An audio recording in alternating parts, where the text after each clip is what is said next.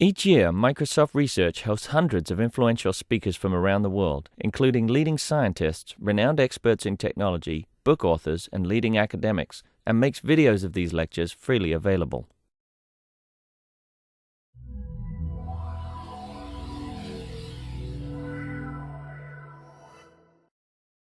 Well, good afternoon.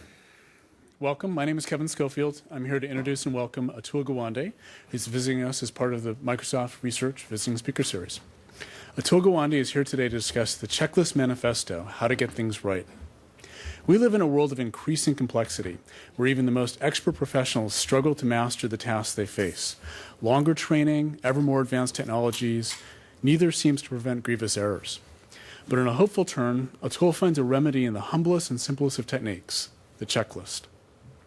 First introduced by the U.S. Air Force, checklists have enabled pilots to fly aircraft of mind-boggling sophistication.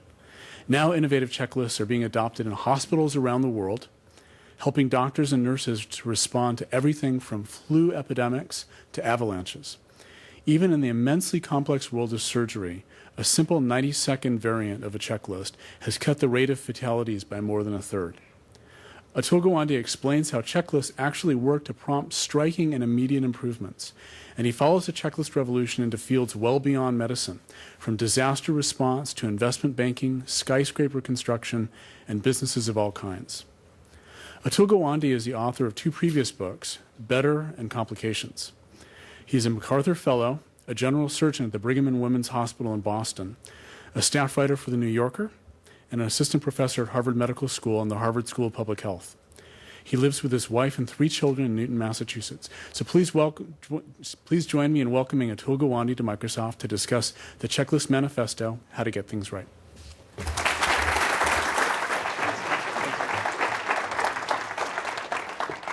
Thank you, everybody, for coming along, and I think the microphone's working, so I can step away a little bit here.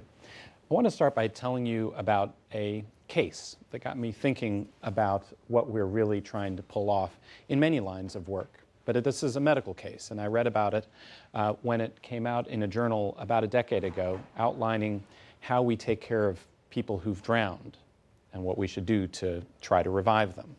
It described the case of a 3-year-old girl who had fallen into an icy fish pond with her family while out on a picnic in Austria in the Alps. And the girl, it's one of those nightmare moments, was simply lost beneath the water. The parents saw her, dived in, and couldn't get her. It was at least 30 minutes until they were able to find her at the pond bottom, fish her out, get her to the surface, and then to the shore. She wasn't breathing. They called the emergency services line. The operator gave instructions on how to do CPR. About 8 minutes later was when the first emergency services team arrived on the scene, and they got the first vital signs. Her temperature was 66 degrees, more than 30 degrees below normal. Her pulse was absent. She wasn't breathing. And most ominously of all, her pupils were dilated and didn't react to light, meaning that the brain was gone. But you don't give up on a little girl. They took over taking care of the chest compressions. They got her in a helicopter and transported her to the nearest hospital. There, she was taken directly to the operating room and bypassed the emergency room. And the article outlined what the team then went through as they walked through what would you really do to be able to have a shot at saving a child in this kind of situation. Well, what it involved was getting the child onto cardiopulmonary bypass, which is not a small matter. You have to cut down over the femoral artery and vein, plug in inflow and outflow lines to the cardiopulmonary bypass machine, prime the pump, and get it all going.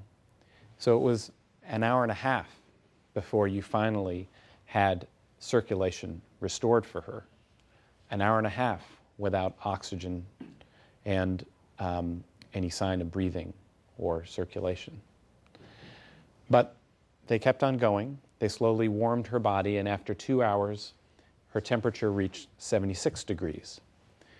At 76 degrees, her heart started beating in a normal, rhythm. They then attempted to warm her body further. They brought it to 98.6 degrees after 6 hours, normal. They then tried to see if they could get her lungs to work and started, they had a tube down her throat. They got a mechanical ventilator to push air, oxygen into the lungs, and they found the lungs were too full of pond water and pond debris to be able to allow the oxygen to go through.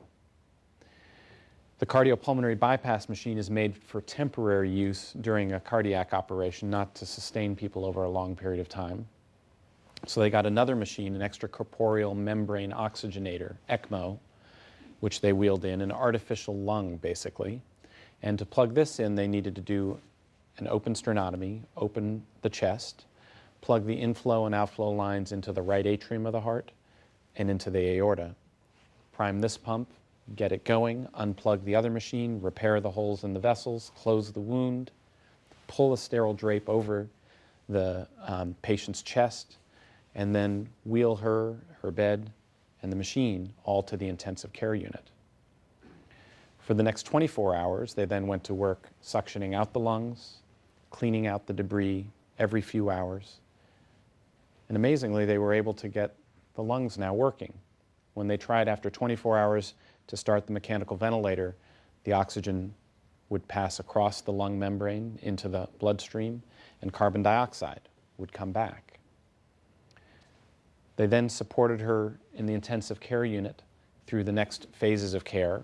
They needed to take her down to the operating room and unhook this ECMO machine, close the holes in the heart and the aorta, pull the chest back together, then work on drugs and therapy to help support her liver recovering, which was in shock. Her kidneys were in failure. But after 48 hours, they had all of the organs back, except one, her brain. At that point, they'd stabilized her enough, though, they felt they could safely transport her to the CAT scanner. And they scanned her brain and found that the brain had swelled against the limits of her skull. But there were no dead zones, no obvious areas where there'd been a stroke from the loss of oxygen, at least as far as they could see on this scan. So they kept going. They got a neurosurgical team, and they drilled a hole in the skull to relieve the pressure from this swollen brain and to place a pressure probe to allow them to monitor the pressures, and with that dial the medications and fluids up and down to reach the right endpoints. And then they watched. For the next week, she was comatose, and then slowly she came back. First, her pupils began to react to light, and then she began to breathe voluntarily. And then one day, she just woke up. She was there. A week later, she went home. She was not done. Her right leg and right arm were paralyzed. Her speech was severely slurred. They had to do occupational and physical therapy along with neurological therapy intensively week after week. But 2 years later, she came back to the hospital and underwent neuropsychological testing, and it showed that she was actually back to normal. Her right arm and right leg had equal strength to her left side. Her speech was no longer slurred, and her psychological and mental skills were at her proper age. She was, in other words, like any other little girl that you and I know. Now, this case struck me, and it struck me because of two reasons. Number one, that we'd learned enough to bring someone back from an hour and a half in a condition like she was in, with no oxygen or circulation. But the second is how much was required in order to pull this thing off. This was not Grey's Anatomy, with a few chest compressions and the child would suddenly come coughing and sputtering back to life. This was dozens, perhaps even hundreds of people needing to carry through an incredibly ambitious project from beginning to end, one right after the other. And if one person even just failed to wash their hands and infection got in under the drape, the game was over. Every one of those people had to be able to make it go right. And they did. Medicine, I think, is a test of our ability to handle extreme complexity. But it is not our only field in which we are up against this test. At this moment of health reform, as we try to think about how to cover our entire population, we're also now realizing we have to grapple with how to control its costs and maintain its quality. And with the intensity of the debate of the last year, you can come through imagining that our biggest, deepest troubles in medicine have to do with the insurance issues and the insurance hassles, the government regulations, and all of the money troubles. And all of those do make the lives of clinicians more difficult. But they are not our deepest trouble. Our deepest trouble is the complexity of what we are now required to do. We started the last century with a handful of remedies that we had recognized were beneficial for people, and a fairly unclear idea of all of the different ways in which the body fails. By the end of the century, we'd identified 13,600 different diagnoses, different specific ways in which the human body fails. And we'd identified remedies that, although we didn't have cures for all of them, people still die, it turns out, we have found ways to improve people's lives, almost no matter what condition they have, with a small minority where that's the exception. We found ways to reduce suffering, to improve the productivity of the capability that people have in the face of disease, and in many cases to outright cure their conditions. But what's required has turned out to be a panoply of 6,000 drugs that we now deploy, and 4,000 medical and surgical procedures. It is there's very few, if any, industries that have to deploy 13,600 different service lines, let alone this many service lines with this degree of complexity, and trying to do it community by community, adjusted for the particular needs of every single person, every single customer that comes in front of us. A sign of just how difficult it is are our failure rates. 40% of people with cardiac disease have incomplete or inappropriate care from careful studies looking at the care people actually receive in the United States. 60% of people with a severe enough pneumonia to be in the hospital have incomplete or incorrect care. And then you even look at something as simple as, well, 2 million people will pick up infections in hospitals, predominantly because someone didn't wash their hands. Then you begin looking beyond medicine, and you see in the last 3 years that we have statistics, there's been a 36% increase in lawsuits against lawyers for legal mistakes, mostly calendar and clerical screw-ups, and also errors in applying the law for which there's clear knowledge and protocol about what can be done. You also have flawed software design. You have intelligence failures, like the Bomber case. You have tottering banks. The philosophers point out that there are two sources of failure in anything we set out to do as human beings. One is ignorance. Knowledge has not always existed, and science has only filled in the gaps. Hasn't filled in all the gaps, to say the least. And so we have failures because we just don't know what the best thing to do is. But then the second source of failure they call ineptitude, meaning the knowledge exists, but an individual or a group of individuals failed to apply it correctly.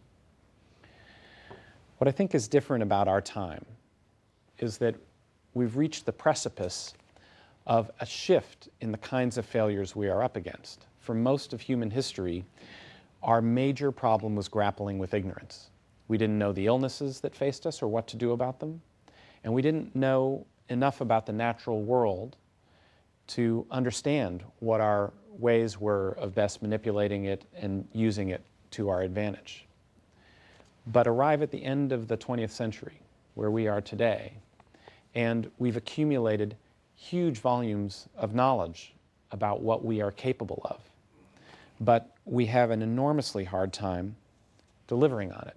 Ineptitude is our new modern struggle. We have tremendous ambitions for what we can pull off, what a company like Microsoft, say, can pull off in the world, for what we in the medical world can pull off, for the size of skyscrapers that we can build. But time and time again, what we run into is that our ambitions have exceeded the individual capabilities of the experts put in charge of making it happen. These kinds of failures have a powerful emotional valence. The public has developed an increasing disgust for elites, for experts who claim that we know what the best thing to do is. And you see that reflected in the anger of Tea Party advocates, for example. Well, what I think is one of the reasons that's going on, it's not the only one, but it is an important driver because we see this kind of anger across many countries in the world. We had tolerance for leaders when they failed under conditions of ignorance. When the world was one of mystery, when leaders grappled with that mystery and didn't always succeed, we were willing to forgive them their occasional failures in the name of making some kind of progress over time. But when the problems are ones of ineptitude, we have tremendous intolerance for that. It's infuriating. There were apparently 3 pieces of information that existed that could have kept the bomber off of that plane that went to Detroit. And when you learn that it was something as simple as the father calling to say that this was a danger, and the person inputting the information misspelled the bomber's name, and then another office simply failed to communicate information that could have tied it together, it's hard not to be angry about it. It's hard not to be angry if your own family member dies from an infection they picked up in a hospital because somebody didn't wash their hands. There's a reason philosophers gave it such a pitiless name, ineptitude. It's what we feel about it. Now, I never thought I would be writing a book of all things about checklists as a surgeon. But I was assigned a project with the World Health Organization to try to find a way to reduce deaths in surgery. The improving economic conditions of the world have meant that people are living longer. And as we live longer, we're getting a different range of illness. Road traffic accidents are now a top 5 killer in much of the world. Cardiac disease is now the #1 killer in virtually all the world, replacing pulmonary illness and diarrheal illness. It's not that those aren't continued problems, but as people live longer, we're seeing that wider range. Cancers are a top 10. And so the amount of surgery in the world has exploded. We're doing now 250 million operations a year, 1 for every 25 human beings on Earth. That's in rich countries, middle income, poor. In the United States, we do about 50 million operations a year. We've gotten really good at doing them. Our expertise has grown. But you have to do them really well when you're doing that many to avoid having an occasional error that's damaging. And when our complication rates in hospitals are around 3%, it has meant that we have over 500,000 people left severely disabled each year following surgery, and about 150,000 people who die, 3 to 4 times as many as after car accidents. If we thought, well, this is just the natural risk of surgery, then what you do is invest in more research to discover new ways of handling surgery. But our studies have shown us that at least half of these deaths and major complications are avoidable with knowledge that already exists, with standards of care that people could have followed through on but didn't. And the puzzle is then what to do about it. Our major tactics when faced with handling that kind of complexity has been specialization. And so medicine has become incredibly specialized. I went through 8 years of training in surgery, and although I'm a general surgeon, in truth, my major area of expertise is in cancer surgery. And in fact, even within cancer surgery, a large portion of my practice is focused on just a handful of cancers, thyroid cancers, adrenal tumors. In order to be able to manage the complexity, we've carved it down considerably. And yet, still, those statistics I told you are persisting after we've become incredibly super specialized and turned to technology as another means of trying to improve our capabilities.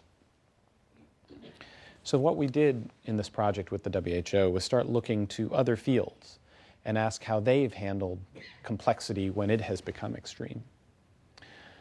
We looked at the aviation world, for example, and as planes have become more complicated, what they have done to make it so that pilots are able to manage situations better, not worse. We looked at the skyscraper building world, where the proliferation of super specialties in that world, people who design elevators in particular ways, who also have to work with the environmental team, and also somehow have the structural engineers who are building, well, the Dubai Towers are something like double the tallest buildings built before. And yet their rate of major structural failures and safety problems have declined over time despite their increase in ambition. And when we looked at what they had in common about what they were doing, I expected to find it was different ways of training people or different kinds of technology, and instead found it was checklists, the kind of lowest tech tool you could imagine turning to. Well, we stole their ideas and decided that although it isn't something we naturally think of in a field like surgery, that maybe we would try a checklist. We worked with Boeing because they taught us that there are checklists that help and checklists that hurt, and that there is knowledge that has to be accumulated about how they do that. And multiple steps along the way, ranging from making sure you've identified a pause point. A checklist is not a theoretical tool, it is a practical tool, and you have to find a moment when a team can actually stop for 60 seconds and employ the checklist, pull it out and actually use it. We identified that there is a pause point before anesthesia is given, when we could ask a team to make a series of checks, before an incision, and then before the patient leaves the room. They also teach us to keep it incredibly tight. A long checklist becomes a distraction, something that is just annoying as hell to use, and also impractical to use because it begins distracting you from the task that's also going on simultaneously. And so you have to chunk it, you have to break it down into small sections, and also have to be disciplined about picking out what they call the killer items, those most critical steps that could fail and that the brain can fail to remember. By doing this, we came up with a series of checks in a checklist that took less than 2 minutes for a team to deploy.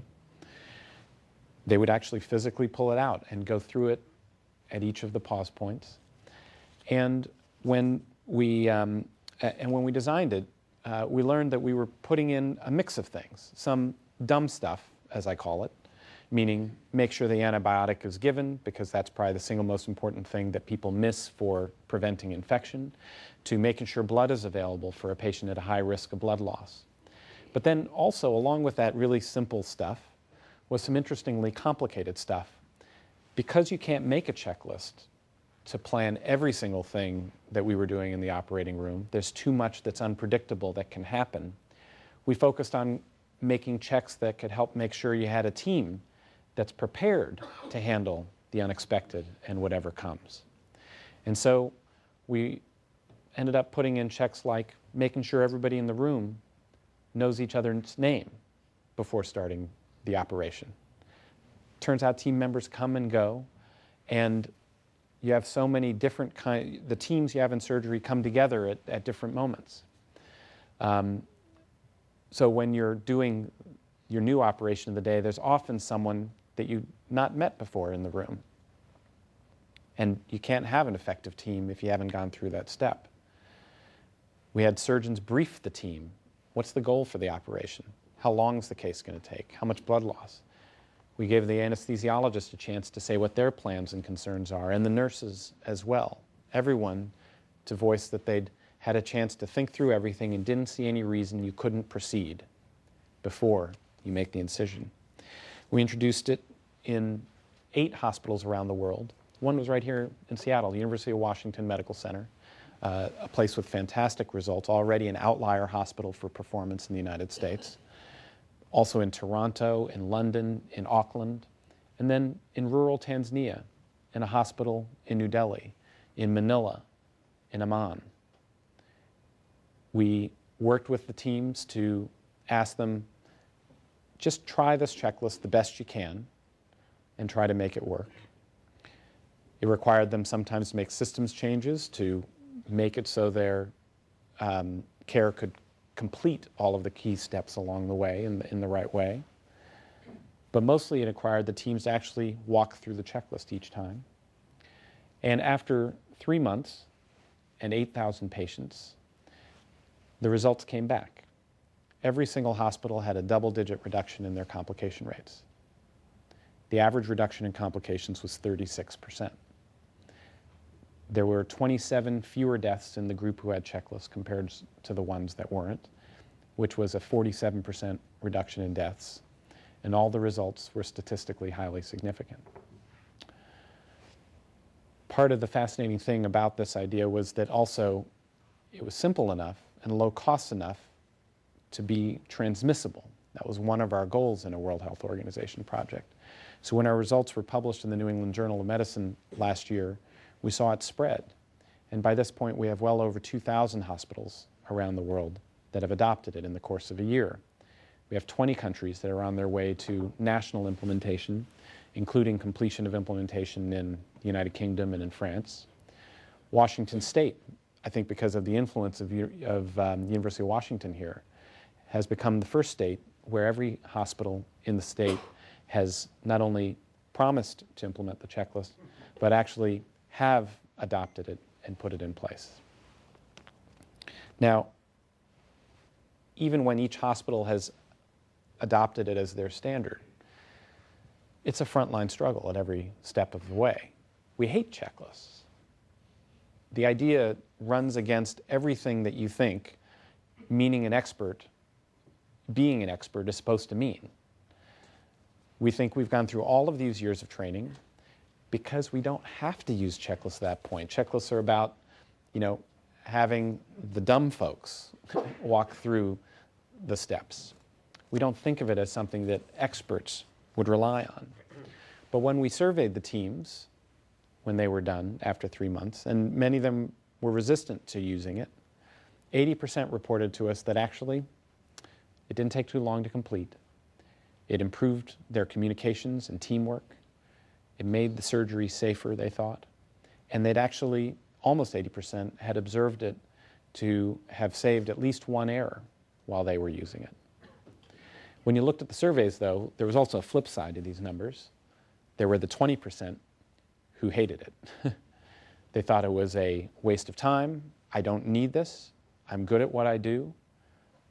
This is now just another pile of paperwork. But then we asked them one more question. If you were having an operation, would you want the checklist used? 93% did. I was probably one of those 20%. I implemented in our operating room, my operating room, about 2 years ago.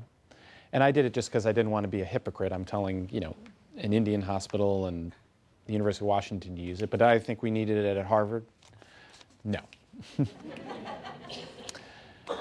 But I have not gotten through a single week in the last 2 years where it has not caught a problem.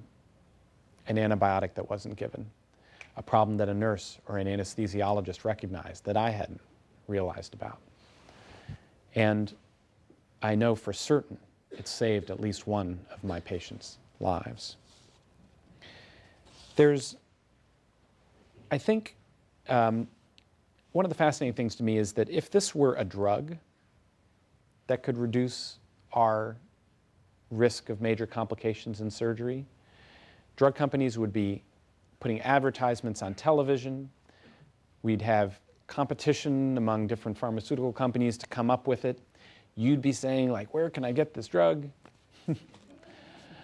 But we've been much slower to embrace the idea of the checklist.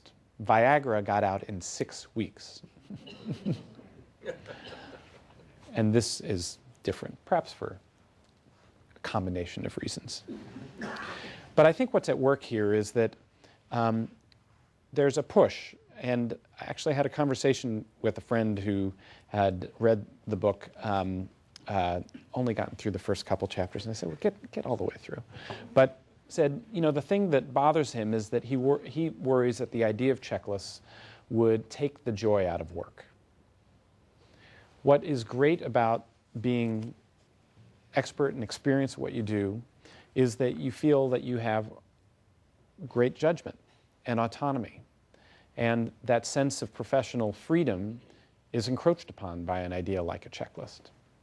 There's a couple things to say about that. Number one is that when the world of complexity has become so great that you need multiple people involved in the course of care, then having lots of people who have professional freedom and autonomy and don't talk to one another and don't coordinate anything can be a total mess for care. So you can have great people in terrible care. And you can have great people and a terrible process in multiple lines of work. But the second thing is that I think we also misunderstand the task. What's satisfying is being effective at what you do for people. And a lot of being effective, part of it is there's some dumb basic things that you have to make sure about. The way a pilot needs to make sure that the wing flaps are in the right position. And then there's some more complicated stuff where the evidence isn't clear, but you have to have worked out what you are actually going to do for the breast cancer patient who, some parts of the treatment are very clear, but some parts aren't, and you still have a set of goals that you want to carry out that you may not execute on in the right way. And then there's that final layer of professional judgment of how you fit that general rubric to the individual complexity of the person sitting in front of you or the situation in front of you. And that's a kind of on the spot you have to decide. We mistake that on the spot have to decide for the whole picture. And being effective at what we do often means being able to have those kinds of checks in place. It's a different idea of ourselves as experts, I think. It is a kind of, we all think, we have a self-image of what it means to be great at what we do. It's a version of ourselves as a hero saving the day. It's Sully Sullenberger landing the plane on the Hudson River, saving 155 people in that US air flight. But when you talk to him, when people talk to him and afterwards and heard what he had to say, it was interesting what we took away. People would say, boy, it must have been that years of glider experience you had back when you were in the Air Force Academy 20 years ago that was the difference here. And he'd say, no, actually had nothing to do with it. A computer actually helped guide the plane down to the water. Instead, he said this was about adherence to procedure and teamwork. And we did not want to hear that. We'd say, he's being modest. But when you really pulled apart what happened on that flight, one of the key moments that fascinates me about it was a moment that got very little attention. He had a co-pilot, Jeff Skiles, And to fly a plane actually does take two people to pull off many of the major things that they have to do. And when they were sitting on the runway in LaGuardia, long before anything disastrous happened, they went through a series of checks. The two had never met before that day. So they introduced themselves. And then they walked through not only their checks that the flaps are in the right position and the instruments are set the right way, but also discussed, what do we do if a terrible disaster happens? What do we do if the engines fail? These are two people who had over 25 years of experience. They had never had the engines fail on them. They fully expected to retire without ever having the engines fail on them. And yet they still went through their checks. And because they did, when the geese hit the engines, the plane stalled, they had just 3 minutes to manage the situation, and all chaos broke loose. They then knew what they were going to do, how they were dividing their tasks. They walked through their checks. Skiles went to the job of trying to restart the engines, probably the single most life-saving maneuver they could have had. Sully relied on the checks they had to have the flaps in the right position, the fly-by-wire computer system setting the pitch and roll of the plane for the right position. And because of that, his brain could focus on the single most important thing, could rise above it all, and answer the question, where the heck am I going to put this plane? That's what saved their lives. What was heroic was they understood, even before they got the plane off the ground, that they were fallible. And so they went through a series of checks to make it so they could be effective in the face of that fallibility. And that, not flight ability, was what was rare. That's what it meant to have been a hero that day. The checklist is just a tool in one way, but it is something deeply cultural about how we think of ourselves. This idea is lowly, it is humble, I think it is misunderstood and overlooked. But if we pay attention to how they actually work, how they fill in for the weaknesses of our brains, I think we'll realize that they are transformative.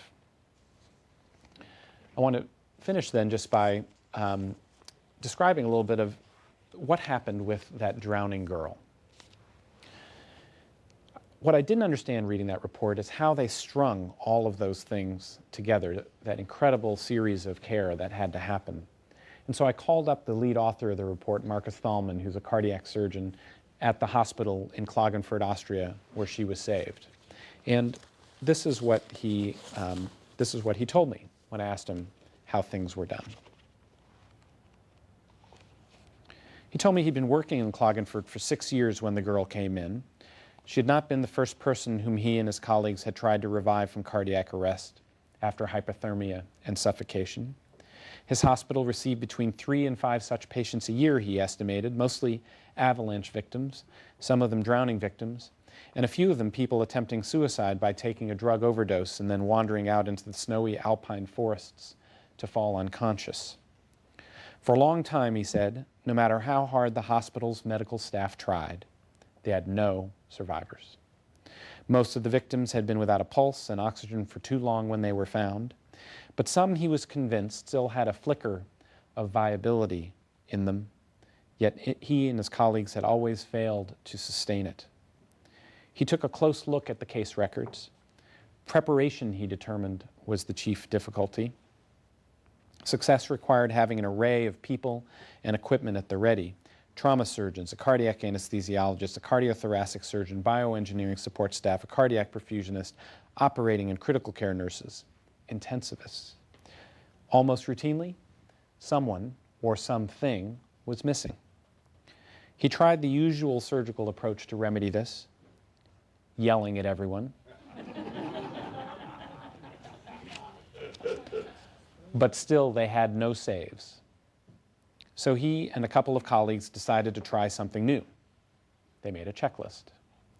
They gave the checklist to the people with the least power in the whole process, the rescue squads and the telephone operator. and walk them through the details. In cases like this, the checklist said, rescue teams were to tell the hospital to prepare for possible cardiac bypass and rewarming. They were to call, when possible, even before they arrived on the scene, as the preparation time could be significant.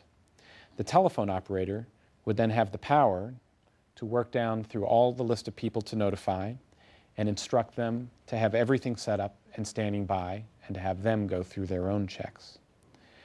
With this checklist process in place, the team had its first success: the rescue of the 3-year-old girl. Not long afterward, Thalman left to take a job at a hospital in Vienna. The team, however, has since had at least 2 other such rescues, he said. In one case, a man had been found frozen and pulseless after a suicide attempt. In another, a mother and her 16-year-old daughter were in an accident that sent them and their car through a guardrail, over a cliff, and into a mountain river. The mother died on impact. The daughter was trapped as the car rapidly filled with icy water. She had been in cardiac and respiratory arrest for a prolonged period of time when the rescue team arrived. From that point onward, though, everything moved like clockwork. By the time the rescue team got to her and began CPR, the hospital had been notified. The transport team delivered her in minutes. The surgical team took her straight to the operating room and crashed her onto heart-lung bypass. One step followed right after another, and because of the speed with which they did, she had a chance. As the girl's body slowly rewarmed, her heart came back. In the ICU, a mechanical ventilator, fluids, and intravenous drugs kept her going while the rest of her body recovered. The next day, the doctors were able to remove her lines and tubes. And the day after that, she was sitting up in bed, ready to go home. Thank you.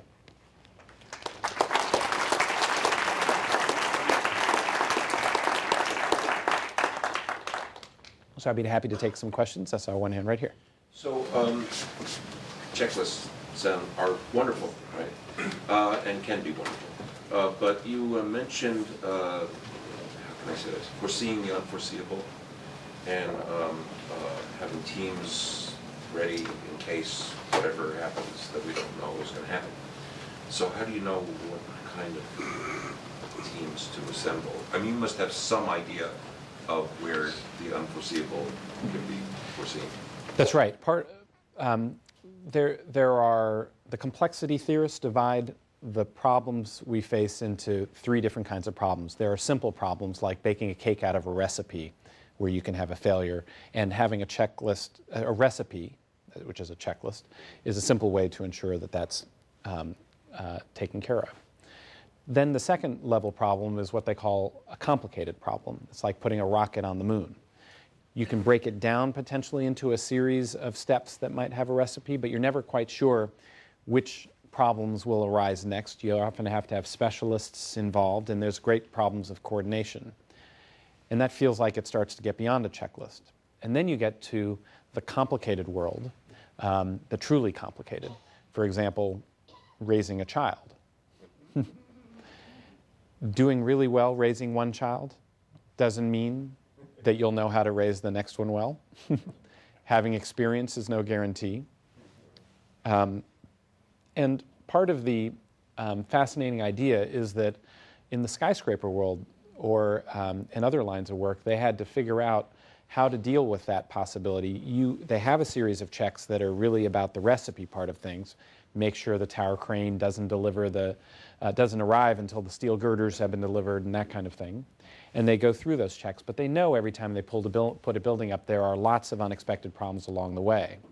But they are able, with time, to recognize where those unexpected problems are likely to arise.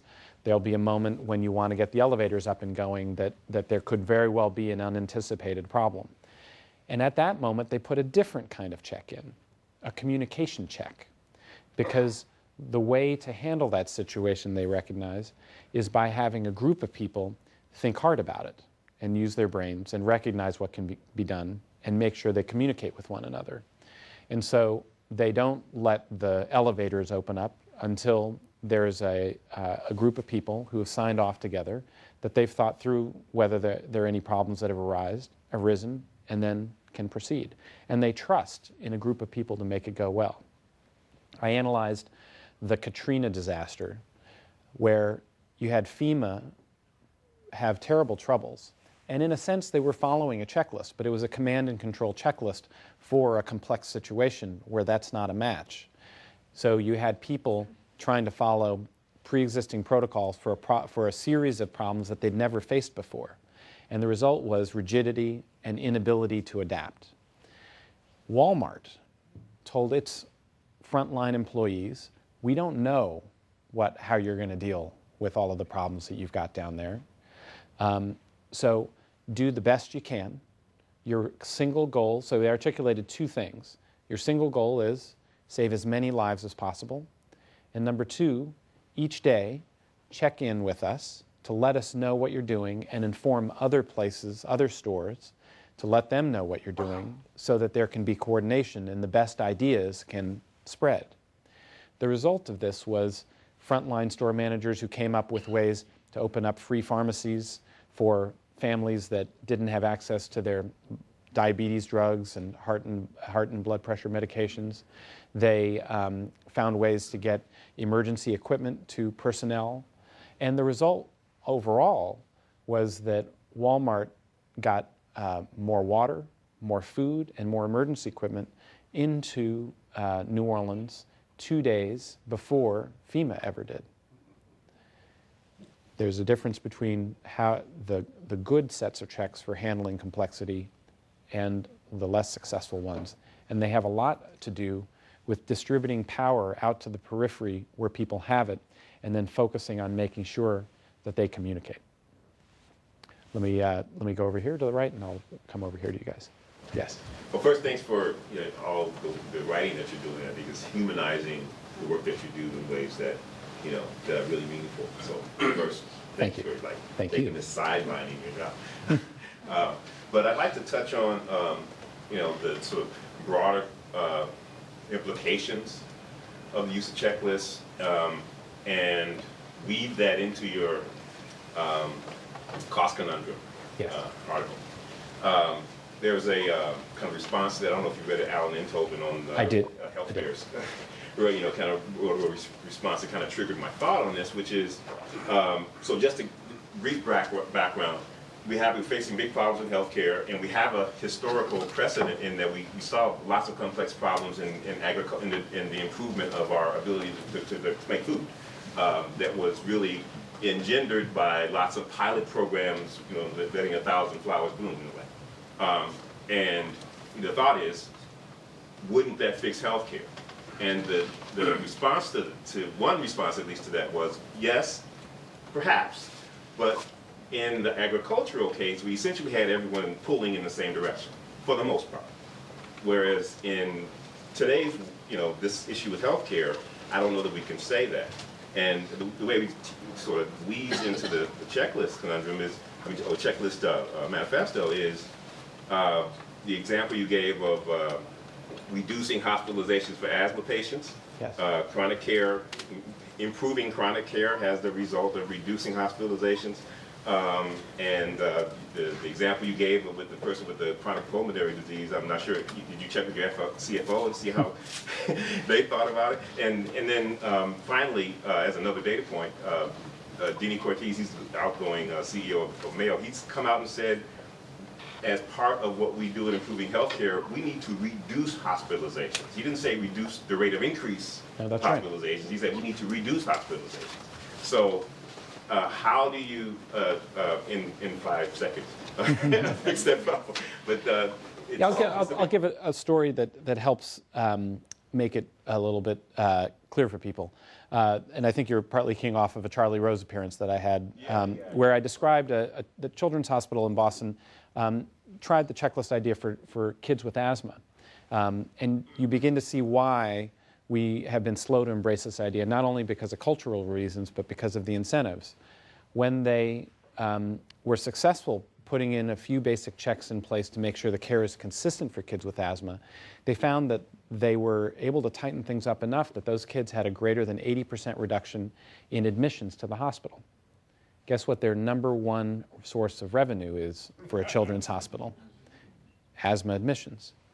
Now, part of the lessons that are coming out of this is that when we want to be successful in bringing our costs under better control, it is, I think, about making handling our complexity better, designing the best practices that can make it so that county by county, we've recognized how are we doing on heart attack care? How are we doing on pneumonia care? Have we identified the checks we want to have in place to make it so that our patients are getting the right care? But also, we want to offer the incentives to make it more likely that people embrace those ideas. In a fee-for-service payment system, where every individual is paid separately, the sense that every individual is in the system looking after their own interests, which are revenues, has meant that we've been slow to move to these kinds of solutions because they have not in a crass way that they have the potential to reduce our costs, but that getting people to work together on these kinds of problems is extremely hard, it's time-consuming, no one's paid for it, and there's not the financial interest to make it happen. And then when it pulls the bottom out from under you financially, it is even more unlikely to have people trying it. The reform bill has a series of experiments that offer people both the incentives to begin trying to create the knowledge at the front lines for the science of how the care should be delivered, but then also the experiments with how to pay people differently. If we knew the right way to pay under these circumstances, let's say we knew that, hey, just put everybody on salary in the system. Well, what we know is that there are organizations that have switched the physicians over to salary and said we're all going to be organized in one system of care, and then you watch people go home at 2 in the afternoon because, hey, I'm paid. It has to be a culture with measurements of care and a sense of whether they are successfully moving towards a mission of making the care better quality and lower cost that ends up driving this. I was criticized by Alan Enthoven at Stanford because his argument, I pointed to the example that we feel hopeless about our possibility of solving these problems in healthcare. It's so incredibly complex, and you have hundreds of thousands of people who have to change what they do and the way they go about it. But we had a moment a century ago when we faced the same problem with a different human need. Food prices were through the roof. Half of the population was employed in agriculture.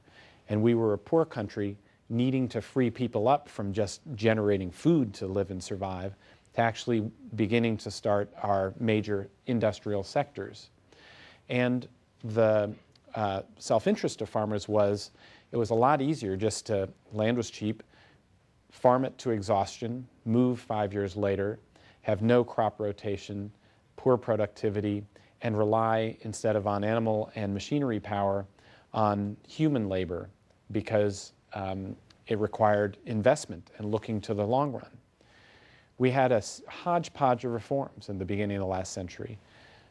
Reforms that offered experiments in how you might change the incentives for farmers. Experiments in trying to approach individual counties and say, can we help farmers in this local place get better cotton production and better corn production and end up lowering prices. And they found ways to do it.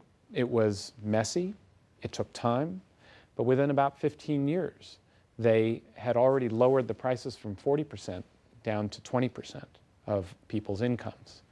By the end of the century, that project, which walked between simply letting things happen on their own, which hadn't worked for half a century, or completely taking over food production like in communist countries where we had starvation, and instead having government in a nudging role to push in the right directions and to encourage experiments in changing incentives in the ways that people practiced, had tremendous dividends. That's the approach we're taking in health reform.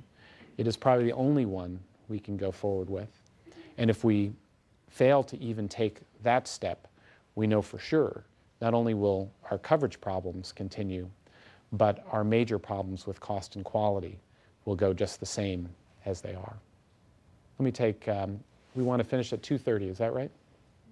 So we'll take one more question in the very back. Just do you have any practical advice for how to incorporate this in our daily lives? This seems like a, really good application for large teams and urgent situations, but how about more routine stuff? Yeah. The essential part isn't urgent situations, and one of the fascinating group that took away some ideas from this were in the investment world. There's a tiny group of investment fund and hedge fund managers who have been seeing the recurrent cycle of bad investment mistakes. And maybe it's hubris, but decided to tackle what they are calling checklist investment, meaning not that you can follow a formula for how to invest, but that there are patterns of recurrent failures in what we do in the investment world. So, for example, recurrently making mistakes in identifying the amount of debt that companies have, misreading financial reports. Everything that people needed to know about Enron being a failure and a bad investment was available in their financial reports. And so what they've done is they've studied all the past mistakes and then boiled it down into checklists that are incorporated into key moments of the investment process. I describe one investor, for example, who on the third day of looking at a potential investment has a series of checks. And by that point, they should have looked at all of the financial statements of the company for the past 10 years. And they have specific checks for certain items, like the footnotes on the cash flow statements, a place where companies often would hide information about their most vulnerable concerns. They legally have to disclose it, but they find that that's a place to put it. Time and again, they found that when they were looking at investments and had made major mistakes, they hadn't checked on these things. Somebody had skipped it. You have all of these different places that you try to hold in your head as an investor. So this time they turned it into a checklist process. And they found that they've caught numerous mistakes along the way, kept them from happening, improved their results, and gotten them into place. The principle behind being able to make it a daily part of what they did is almost a philosophical point of view. It's recognizing that no matter how good you are, you're going to fail. You will not do what you say you intend to do. The world has become too complex to hold it all in your brain. And so based on where you failed before and where you think you might fail in the future, you make a series of checks. You find a moment when it actually is feasible to make those checks. And then you incorporate them into what you do. If they're done well, they can make even experts be enormously better. More to the point, at a time when we're struggling as a society to grapple with the ambition in many sectors of what we're trying to pull off. Think of the ambition of what a Microsoft tries to do in the world, and the frustration of people at the front end, the customers who say, why can't you get your act together? It is this reaction, this sense that we've promised these things will always work. And I think there are two things that go together here. We have not expressed our fallibility or humility about our capabilities loudly enough. And that set different kinds of expectations. And second of all, we have not taken advantage of even these kinds of simple approaches that put in place a chance to catch problems before they arise. Thank you for the chance to visit with you and come see your great campus.